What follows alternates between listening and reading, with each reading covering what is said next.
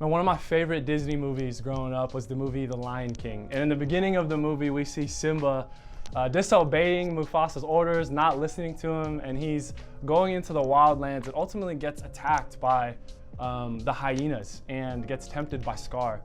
And we see in the climax of the movie, we see Simba being chased down by Stampede and Mufasa ultimately sacrificing himself to save Simba because Scar is trying to destroy their family, try to take the throne.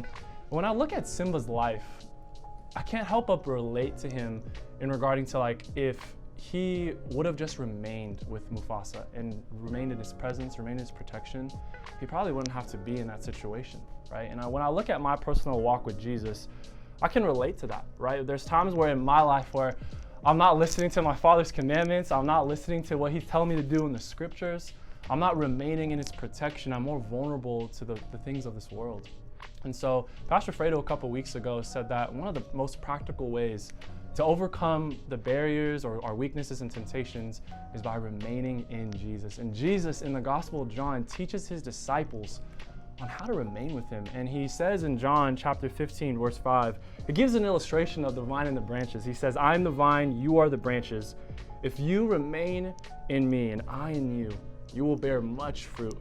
Apart from me, you can do nothing. I don't know about you guys, but for me personally, I find it so hard in this day and age in my life to remain in Jesus and find the time and space to do that because of the hustle culture. Man, we want to go out to travel, family and friends. There's so many hobbies that we want to do. There's so many things that feel so much more productive and pleasurable than remaining in the presence of God. And not saying that those things are bad things, but when we put those things above our time with Jesus, they can do more bad than good. And personally for me, when I don't remain in Jesus, man, I get short-tempered with my wife. I get critical of other people. I ultimately start listening to the news of this world. The opinions of other people have more weight than what the Bible and who Jesus says that I am. And I ultimately get more overwhelmed with the stress and worries of everyday life. And some of you guys might be feeling that way as well today. But I even want to go a little deeper. We see in the Lion King movie at the end, we see Simba as he grows up, he feels guilty and he feels so shameful for his father's death that he can't even go back to the mainland. He can't even go back to the Pride Land where his home is. And so if you're watching this today and if you're feeling shameful or if you're feeling guilty or not worthy enough to even remain in the presence of God or even be with Jesus, man, can I say there's just grace for you? There's forgiveness for you today. And Jesus is telling you with His open arms to come. Come unconditionally despite what you have done, even based on what you've done in your past or what the hurt that you've experienced as well. A couple months ago, me and my wife, we got into an argument and it was 100% my fault. Amen, husbands. So it's my fault, and we were approaching dinner time and I was just feeling so guilty. And so I was pitying myself, really shameful. I was sitting at the dining table and my wife cooked a delicious meal for me.